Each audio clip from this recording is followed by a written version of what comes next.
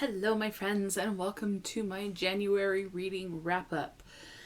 I read a lot more than I thought I did, so let's go ahead and get into this so that this video doesn't end up taking a ton of time.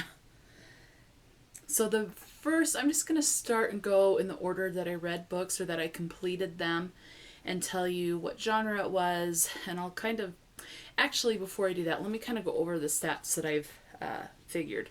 So I have read a total of 16 books in the month of January. That is a ton more than I normally do.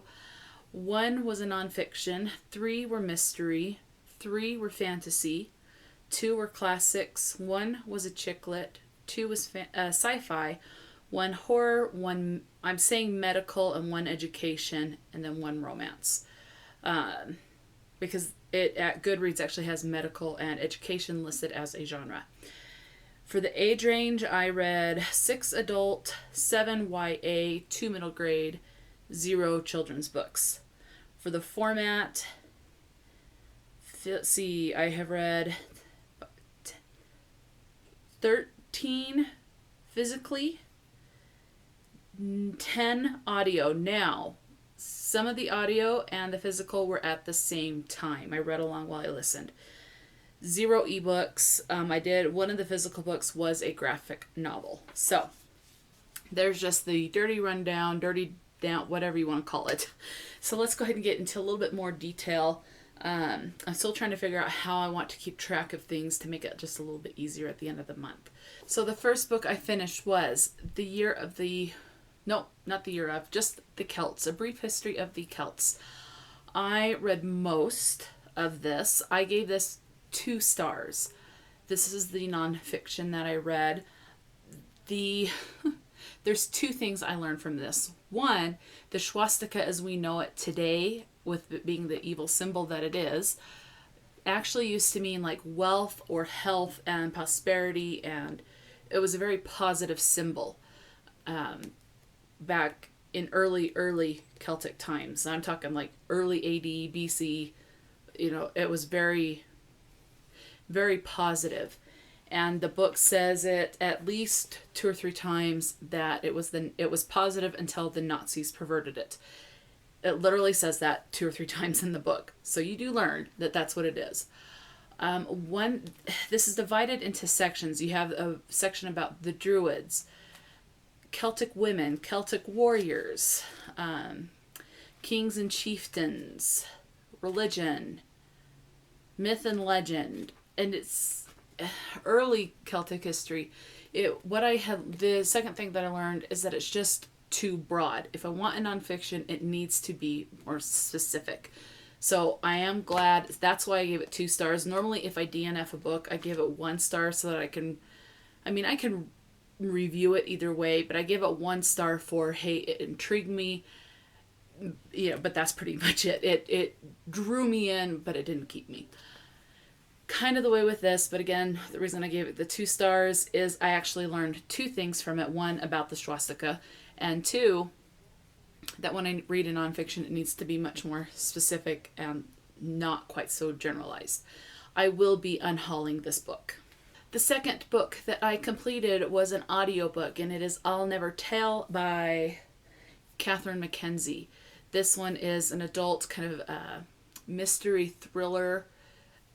I would not say paranormal. I think it said paranormal on Goodreads, but I wouldn't say paranormal. It was dual timeline. You're following the past as to what is leading up to the girl. I guess the paranormal aspect would be the perspective from the dead girl before she's died.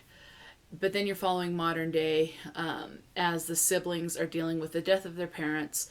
The will states they're not getting any of the money until they figure out what they're going to do with the family-owned camp and what happened to the girl and how she truly died. And so they're trying to figure out who killed the girl and exactly what happened.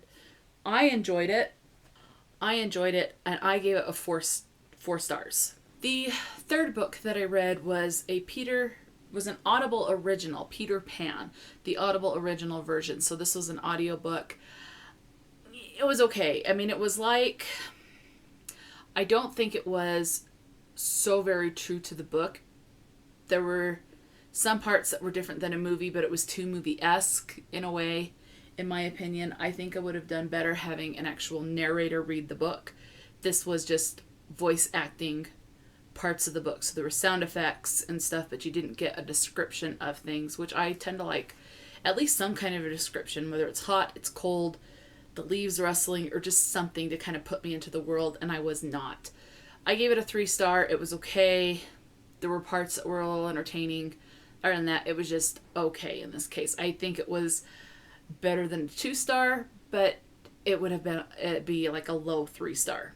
Oh, and that was written by J.M. Barrie. I think that's how you say it. Barrie. Barrie. The next book I completed was Harry Potter and the Goblet of Fire by J.K. Rowling. I mean, it's the 4th in the series. This was a reread for me. Very nostalgic, very comforting to me. I don't think this will ever go below a 5-star just because of how comforting it is to me, how much it takes me out of my own chaotic thinking. It is what it is. Following the chosen one trope. The boy survives it, basically an attempted murder on his life, and the guy that tried to kill him is still trying to kill him 11 years later. But in this case, he's 14, I think. So, anyway, I think I will always love this world. Next, I completed Wednesday Walks and Wags. This is by Melissa Storm. This is the second, and so far it's just a duology. I don't know if this is going to be a series. The first one is the Sunday Potluck Club. Again, I don't know if I said this is by Melissa Storm. So I actually have that one. So this is the Sunday Potluck Club, and this is the Wednesday Walks and Webs. So this is the first one in the series. I absolutely love it. I gave this one a 5-star. There's animals, people dealing with grief and loss of family. You find out in the first chapter of this one that everyone has lost someone due to cancer. So this follows Amy, and then this one switches. Wednesday Walks and Wabs follows the perspective of Bridget, but it is a continual timeline. So things that happen in this book take place after the events of this book, but it's just a different perspective. So if you want to read this, I do highly suggest reading the Sunday Potluck Club first, because there will be spoilers in this for this one. So I hope that made sense. But I gave this one 5 stars. Absolutely loved it. And this is the Chicklet. Next, I completed Red Rising, which is a YA science fiction. I was let down by this. This was a disappointing read for me. I gave it 3 stars. There were some aspects that I liked, but I felt like it just dragged and was a little flat. I am intrigued enough to continue the series, so I do hope that things get better as the series goes along, because if it doesn't, then I'm going to be unhauling the series. So, and I like science fiction, so I'm not sure exactly why I didn't like this, other than I felt like it just dragged, and there were certain things that it just could have been omitted. And so I bet that I'm going to be of the opinion that the series could have been shorter, like more like a duology or a single book. But we'll see. Again, hopefully they'll get better. This was by Pierce Brown. The writing was fine. I just felt like the story was very lackluster and was just kind of flat. The next book I completed was Emma by Jane Austen. I was reading this one as a buddy read with Lexi from Alexandra, Roselyn. I loved this book. I gave this one 5 stars. I never thought I would love a classic as much as I loved this book. I loved being in the world, thinking of how people used to dress, wishing that people would still dress like this and dress up even fancier. And it's a very, I don't really want to say laid back, but compared to today's world where things are very rushed and hurried, it's laid back. And I think I liked the relaxed nature of this. They didn't have all the technology, so what did they do? They learned things, learned how to play the piano, learned how to sing, how to draw, how to stitch. But I would start to read this and I would become very relaxed and be in the atmosphere. And so I absolutely loved it, gave it 5 stars. The next book I completed was the second in, I believe it's a duology. There's no mention of a third one that I have seen. So this one is The Spirit Hunters. This is by Ellen O, and it is The Island of Monsters. So this one we're following Harper as Harper and her family, so her older sister, mother, father, and little brother, and one of Harper's friends, go to this island that's haunted.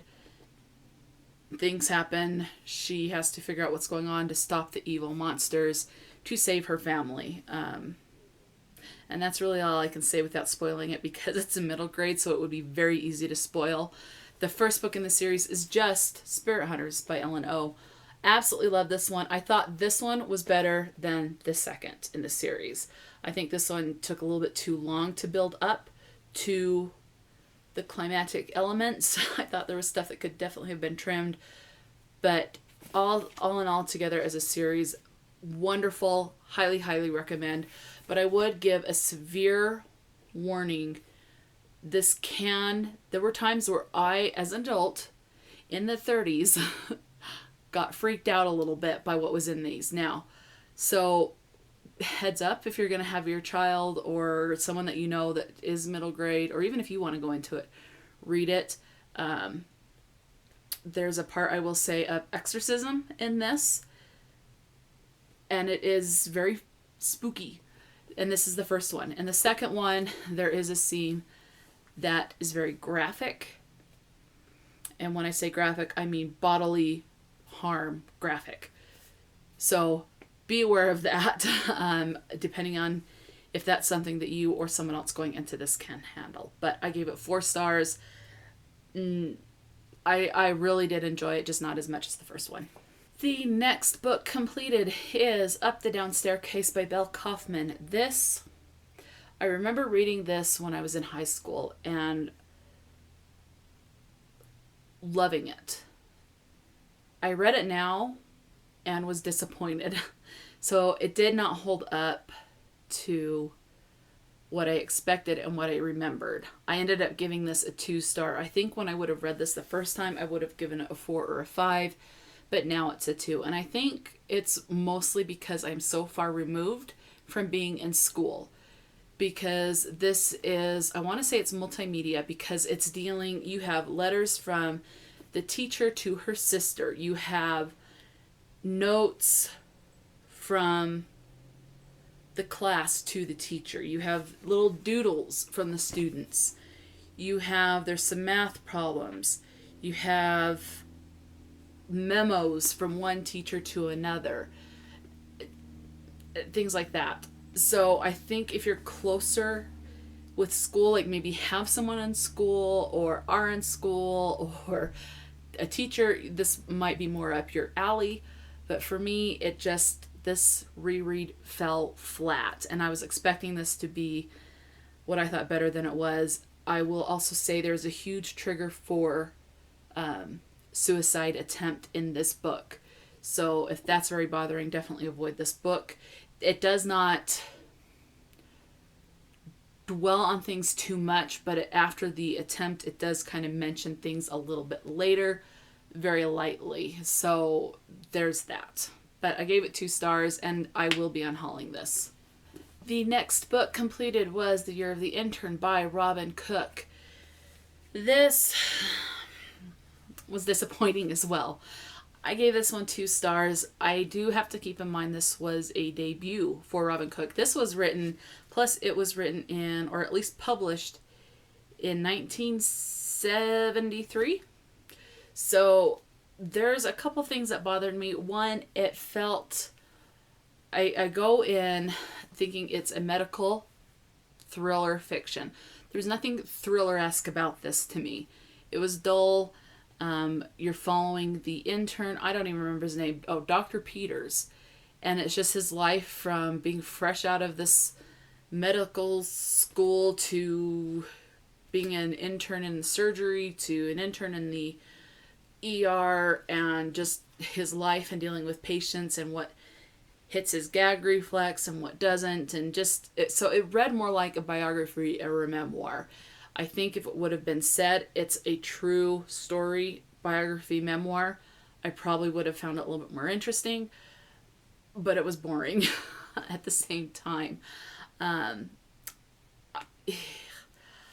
There were also some things that I think did not hold up well with us now being in 2021 compared to when this was published in 1973. For one thing, he compares that the people in surgery, when they're gowned up to operate on someone, look like they are members of the Ku Klux Klan or the KKK. That bothered me. I don't think that would be in here today. I think they would say something more like look like they're dressed as ghosts ready to go trick-or-treating. That would have been more fine, but not the other one. There's another spot. The other one that bothered me is that he's like, talks about how interns with their life and having to work the long hours that they have, which I know that has been adjusted, that they don't work so long to try and reduce malpractice and everything like that. But he talks about how interns would start acting like they are becoming autistic. And that bothered me because you do not become autistic. You either are or you're not. And you either mask things or you don't. And it's diagnosed later or it's not. But you're always autistic. You don't become autistic. At least that's my understanding of autism. Please correct me if I'm wrong and direct me to where a credible site is that says otherwise. But that bothered me. And I'm not going to be rereading this. Part of me wants to keep it because I am trying to read more of his books, because I do remember reading a book of his and liking it. But at the same time, why should I keep a book I didn't enjoy that I know I'm not going to read and that's not holding up to today's standards with racial stuff and talking in a way kind of down about disabilities and things like that. So I think I will unhaul this. It's a little harder for me, but I am still going to give him a shot because, again, this was the debut, and so that's just how that is. So I think I'll go ahead and unhaul this one. Next, I completed A Good Girl's Guide to Murder by Holly Jackson. This one I actually read as part of, I joined Chelsea Palmer's book club on Facebook, the Page Turners. I'll try and remember to have Chelsea's channel linked below. She has her information in the description box so you can get more information that way. But I highly recommend checking out her channel if you have not. She does a lot of unboxings and she's just fun to watch. And sometimes you'll get to see her goats because she lives on a farm, and you'll see her cats pop up in the videos and her dog. Yeah, I love it. Anyway, so Good Girl's Guide to Murder was the first book for 2021 in their book club. So this one you're following, what was her name? That's the one that was murdered. Pip is the character you're following. Pip is doing her capstone or her thesis for her senior year of high school about this girl that was murdered and how this person that went to school was unjustly accused of the murder. She doesn't think that he did it.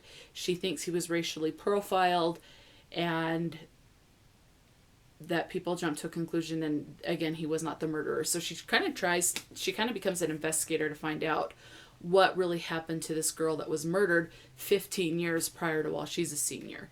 So, and the murdered kid is Andy Bell.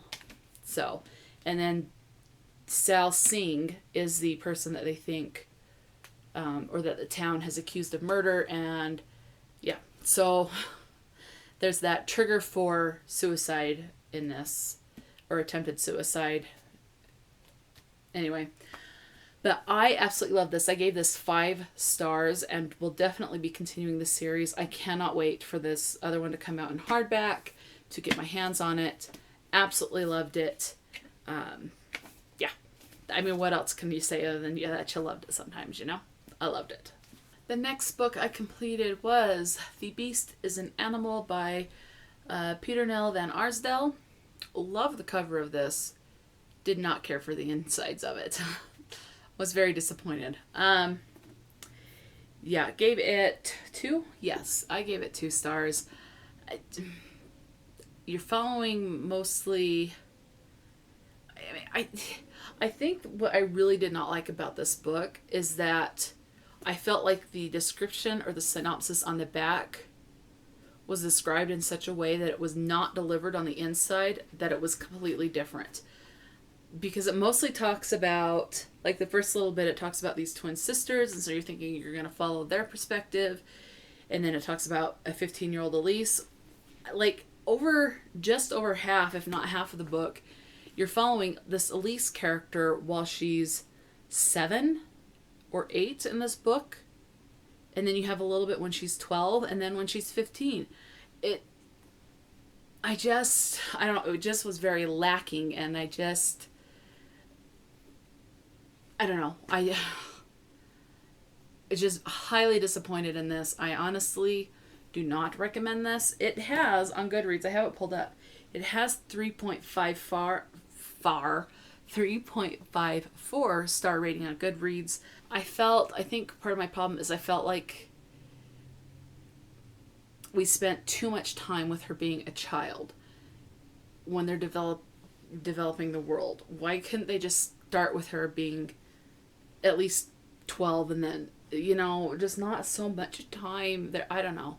I felt like the whole time the characters were slightly flat. It was not suspenseful. I can see how it would be suspenseful, but for me, it was not. It was predictable.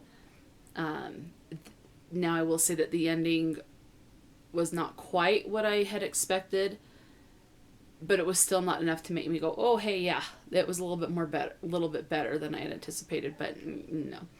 I'm trying to think, and I just felt like the world was also kind of lackluster. I felt like it was more developed than the characters were,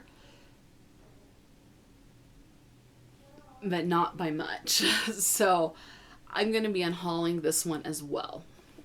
The next completed read was Paper Girls. This is book 1, but this is a bind up of, I believe, the first 2 graphic novels in the Paper Girls series. So I read this. I actually enjoyed this one. I ended up giving this one a 3-star.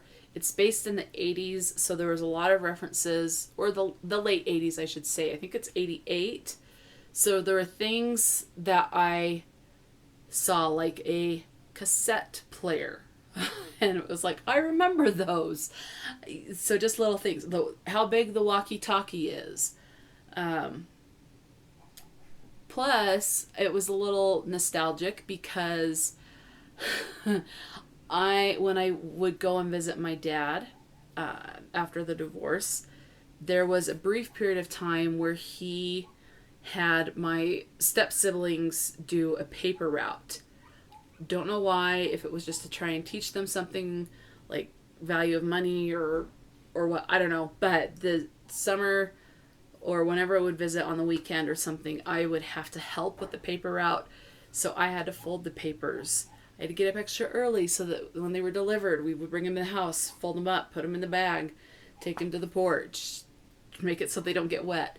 So a little nostalgic there. It was fun.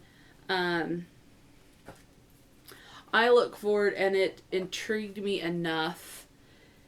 I mean, it's not my absolute favorite graphic novel I've ever read, but it did intrigue me enough to continue the series, so that's what I'll be doing. And I will be keeping this one. I enjoyed it that much, and this is definitely one I will revisit. And even looking at the styles, I mean, I do like the artwork, and just looking at how they're dressed and things like that. It's like there's just certain aspects that I remember as a kid where these certain fashions started to go out as the 90s replaced them, or the late 90s, and when I started to be more aware of fashion. So there's that. The next book I completed was the second book for Chelsea Palmer's The Page Turners Book Club. This book I bought solely on the cover. I absolutely loved the cover. I looked at it and thought there might be a little romance or flirting. Goodreads has it mostly as a fantasy.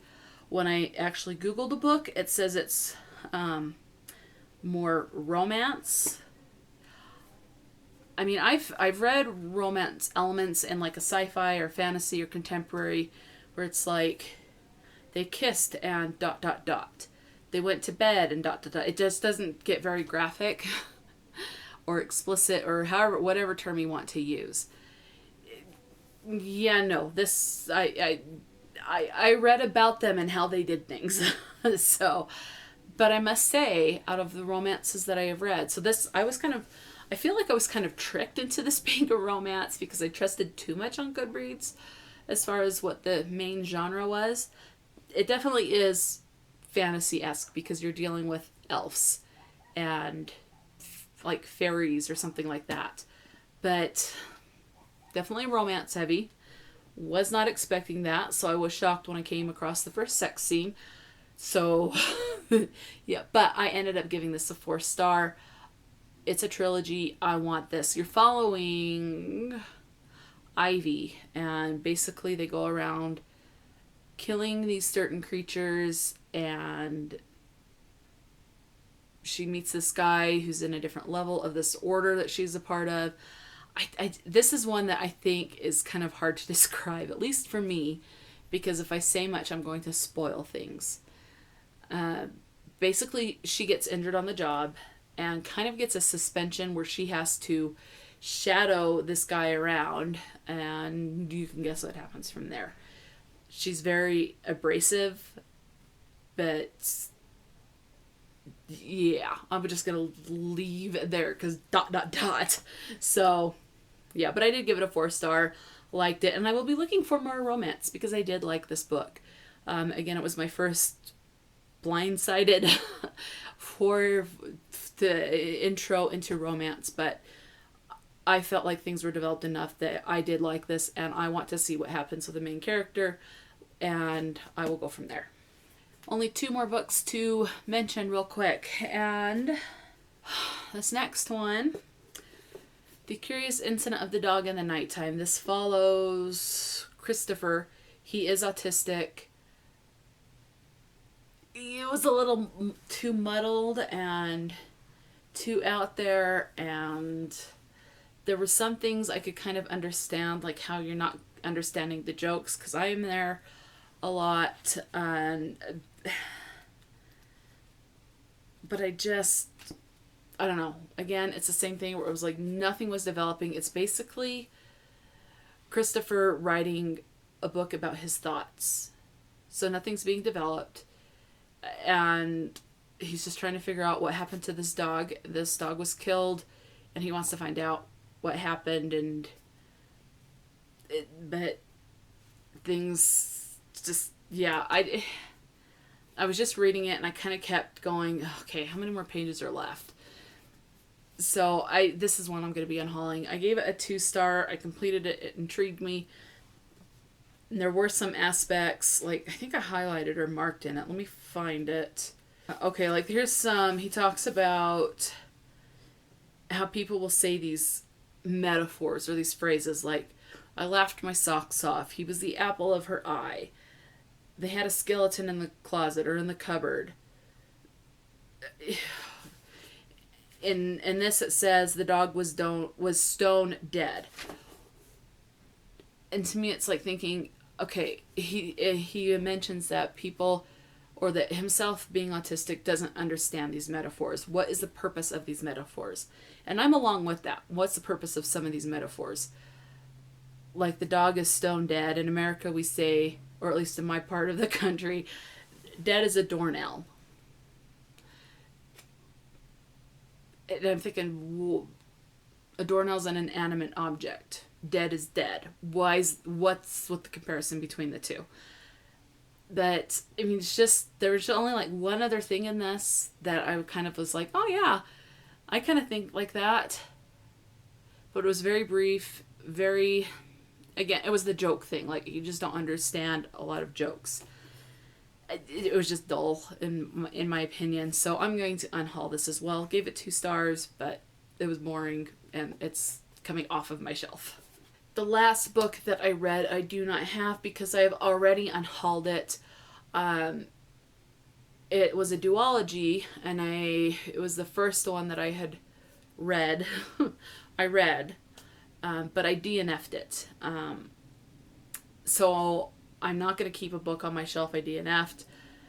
And since it was a duology, I got rid of the second book. I gave them both to my mom, had her take them into work, and put a note on this, a sticky note on them saying, free, take them both because it's a duology, so that someone else could enjoy them right away. I bought the second book I got in a book box, and so I knew I had to read the first book before I could read the second, so I bought the first book. It was all hyped. People love it. I'm very minor, unpopular opinion about this book. I thought the characters were flat. I thought the world was flat. It was dragging. When I would really want to read and know that I was supposed to be reading or was in the progress of reading this particular book, I would literally try to find other things to do instead of reading. So when that happens, it's time for me to just, I'm trying to be used to it, just DNF it and move on. So that's what I did. I'm glad I did, because now I'm not trying to force myself to read something I'm just not into, which I was never into to begin with. Even when it was on my shelf, I bought the book in 2018 and I just was never really wanting to read it. I was trying to read it for Kayla's, for Booksandlala, for Kayla's buzzword, which the buzzword was Dream. That's the only book I had that I have not read that's not in storage with the word dream in it. And that is Strange the Dreamer by Laini Taylor. So I'm sorry if you loved that book. I did not. Not for me. And I'm just going to move on with my life. I'm glad you liked it. I just didn't. And I was never interested in it to begin with. So why force, if I wasn't interested in it to begin with, you start a book, you're either going to be staying not interested in it or you'll be pleasantly surprised and enjoy it. And that just did not happen. So that's gone. It's off of my shelf, as is the second book. So that is that. That is the end of the wrap up. I will say I had 3 absolute favorites, and that is A Good Girl's Guide to Murder, Wednesdays, Walks and Wags, and Emma. These were my 3 absolute favorite books of the month. Highly recommend if you have not read any of them. But again, with Wednesday, Walks and Wags, please read the first one, The Sunday Potluck Club. Otherwise, you're getting spoiled if you start with this one and try and go back. But absolutely love these books, and I look forward to hopefully maybe rereading these again soon in the future. So overall, I'd say I had a good experience reading month, even though I did have some books that were a letdown. I had plenty that were good, and these definitely made up for the letdowns. So that is that for this video. And until next time, stay true to yourself and enjoy a good book, and I will talk to you later.